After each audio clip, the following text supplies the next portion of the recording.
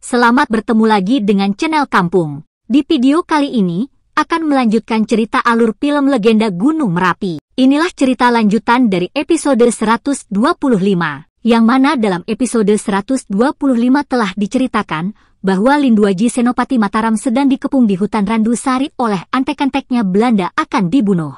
Bukan hanya itu, Tuan Menir Hendrik pun melepaskan tembakan diarahkan ke Lindu Aji. Namun Lindu Aji tidak mempan ditembak. Hingga pada akhirnya, gerombolan kompeni Belanda pun mengundurkan diri dan berlari terbirit-birit. Lalu kemudian, Menir Hendrik pun terheran-heran kepada Lindu Aji. Ia pun mengatakan harus dengan cara apa untuk membunuh Lindu Aji. Sedangkan senjata Menir Hendrik, senjata pamungkasnya, hanya bedil satu-satunya. Lalu bagaimana kelanjutan ceritanya? Mari kita simak. Manusia macam apa Lindu Aji itu? Dia tidak mempan ditembak? Harus dengan apa aku mengalahkan dia? Masuk. Maaf Menir, saya mengganggu. Ada apa? Lekas bicara, aku sibuk. Saya bekas anak buah Kapiten De Vos. Aku tahu. Kamu sudah lama bekerja di sini. Sejak Menir De Vos bertugas di sini, hingga sekarang aku bertugas di sini. Lantas, apa maumu? Persoalan Menir dengan Lindu Aji sama dengan apa yang dulu dihadapi oleh Kapiten De Vos. Kapiten De Vos punya musuh yang sakti mandraguna. Lalu kemudian, salah satu anak buah Kapiten De Vos memberitahu kepada Menir Hendrik tentang pematinya orang kebal senjata dan menceritakan kejadian masa lalu. Waktu Kapiten De Vos membunuh Kiai Lingga Jati 3 tahun lalu, yaitu dengan cara ditembak dengan peluru emas buatan Jaka Wardana pada saat itu. Pelor perak. Maksud kamu, pelor itu harus dibuat dari perak? Betul Menir. Dan yang bisa membuat peluru perak hanya Mak Lampir. Oh, siapa itu? Orang sakti yang punya ilmu gaib, sahabat Kapiten De Vos. Ya, aku pernah dengar. Dulu Menir De Vos banyak berteman dengan orang-orang di sini yang punya ilmu aneh-aneh untuk menaklukkan musuh-musuhnya. Itulah yang tidak dilakukan Menir sekarang. Ini bukan negeri Belanda, Menir. Kamu mengajariku, Opas. Kamu bukan atasanku. Kamu bawahanku. Mengerti? Maaf, Menir. Saya hanya ingin membantu. Nah, sekarang bagaimana? Saya tahu tempat tinggal Mak Lampir. Panggil dia ke sini. Pada saat itu juga, anak buah Kapiten De Vos meluncur menuju kediaman Mak Lampir. Namun pada saat itu Mak Lampir tidak ada di rumah.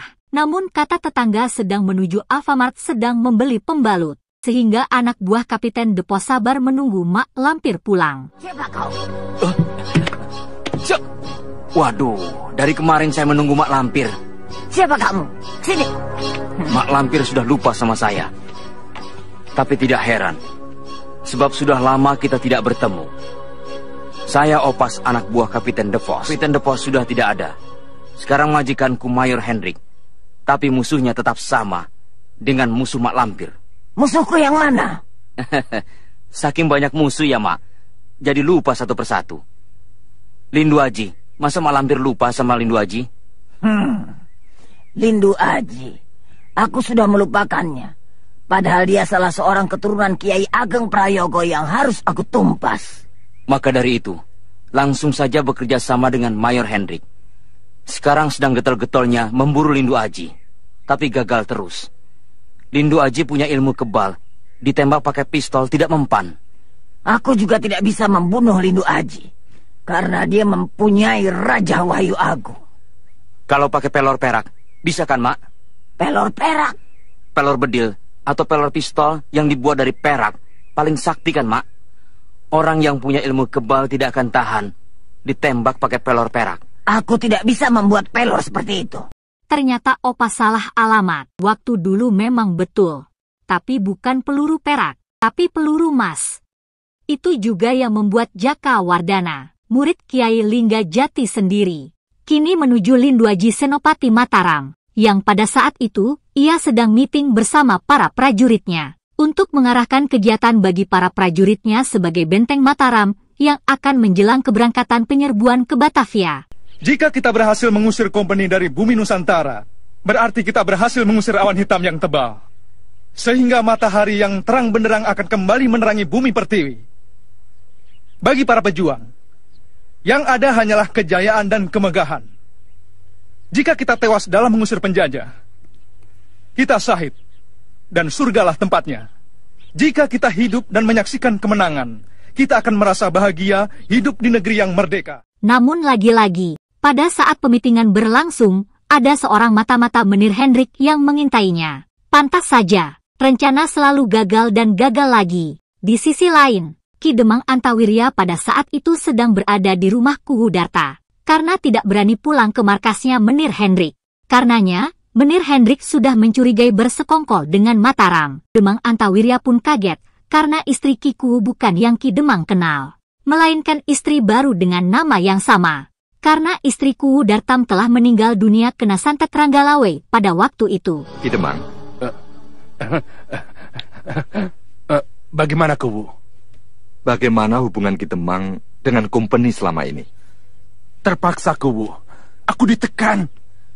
Aku tidak bisa berbuat apa-apa. Semua jadi serba salah. Kami mengerti. Yang penting sekarang, bagaimana hati Ki Demang terhadap perjuangan ini? Maksudnya, keinginan Ki Demang untuk mengusir company dari bumi Nusantara ini. Ya, keinginanku memang begitu. Aku tetap setia di pihak Mataram. Ada berapa orang yang dikirim ke Batavia? Jumlahnya tidak tahu pasti, tapi saya kira banyak. Belum juga Kuhudarta mengakhiri obrolannya, nampak dari kejauhan ada salah seorang prajurit Mataram yang bernama Karman mendatangi Kuhudarta dan Linduaji. Ia tampaknya akan mengabarkan sesuatu yang sangat penting, dan juga sepertinya rahasia, sehingga Demang Antawirya tidak perlu tahu, karena ini merupakan urusan pribadi katanya. Ada berapa orang? Ada 13, tapi akan datang lagi 4 orang dari Duku Babakan. Bagus. Jadi semuanya ada 30 orang yang akan bergabung di desa Procot dan Cergomas. Betul, Ki. Ngumpul di mana sekarang? Di rumah Kang Singa. Singa siapa? Singa Pentak atau Singa Dirya? Singa Empu. Oh, Singa Empu. Iya. Baik-baik. Besok kami akan ke sana bersama-sama. Baik. Maaf, Kanjeng. Demang Antawirya pun hatinya bertanya-tanya, ada apa di balik itu semua? Namun Demang Antawirya berusaha menyabarkan diri, dan akan mencoba mengikuti perintah Kuhudarta. Lalu bagaimana kisah selanjutnya? Mari kita simak. Bagaimana dengan Demang Antawirya? Jangan. Kita tinggal di sini. Terserah Ki Kuwu. Saya belum kenal siapa dia. Kalau begitu, kita tinggalkan saja dia di sini. Iya. Nanti saya suruh si Karmat menemaninya. Mat, sini Mat. Iya, Kanjeng. Kamu temani Ki Demang Antawirya di sini ya. Tapi, apa tidak salah, Ki? Bukankah Demang Antawirya itu begundal company? Terpaksa katanya. Tapi sekarang dia ingin membantu kita. Biasanya sih, begundal dimanapun tempatnya tetap begundal. Dia tidak akan betah hidup susah seperti kita. Shh, jangan keras-keras. Waspada saja. Selidiki sekiranya kamu belum yakin. Setelah kesepakatan Linduaji dan Kuhudarta, kemudian Kuhudarta pun kembali mendekati Demang Antawirya, dan menyuruhnya sementara waktu tinggal di rumah Kuwu dan ditemani oleh Karmat. Maaf Ki Demang, kami akan pergi. Ki Demang tinggal di sini saja. Bagaimana kalau aku ikut Ki Kuwu saja? Maaf Ki Demang, ini urusan pribadi. Ki Demang di rumah saja. Saya tinggalkan kawan ngobrol untuk Ki Demang. Siapa? Kanjeng Senopati? Bukan, si Karmat. Saya Ki Demang. Kami permisi.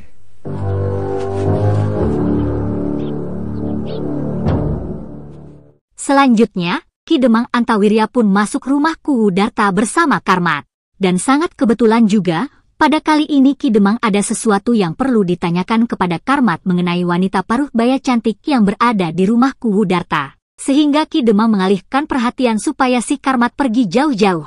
Namun sayangnya, belum juga ngobrol lebih banyak, terdengar suara kode oleh Demang Antawirya. Ia pun mengelabui Karmat disuruhnya membeli sate kambing yang enak lebih banyak. Wanita itu tadi istri Ki Kuwu. Loh, Ki Demang baru tahu? Ya, yang aku tahu istri Ki Kuwu itu Nyai Kartini. Sekarang ada wanita baru. Sekarang Titin. Titin Sukina. Titin juga kan? Iya ya. Tapi istri yang dulu kemana? Mati, kata orang kena guna-guna. Tapi matinya Nyai Kartini ada bagusnya juga sih buat Ki Kuwu. Apa bagusnya? Ya, dapat ganti yang lebih cantik. Begini hari enaknya makan apa ya? Bagaimana kalau makan sate? Iya betul. Apalagi satenya Pak Bugel. Kambing muda Ki Demang. Empuk dan bumbunya lezat. Tapi sayang, tempatnya jauh.